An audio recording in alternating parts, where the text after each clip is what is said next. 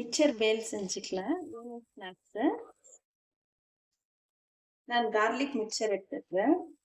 Garlic mixer 2 cups போட்டேன்.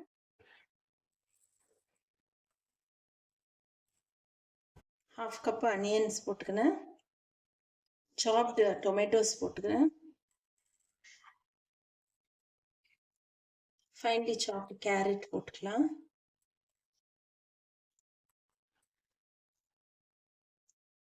Chilli powder நம்ம காரத்து தகுந்த மாதிரி லெமன் ஜூஸ் போட்டுக்கலாம்.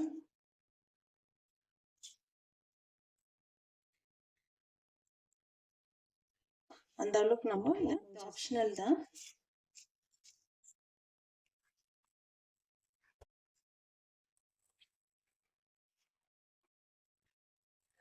ஓகே, சர்வ் பண்ணிடலாம்.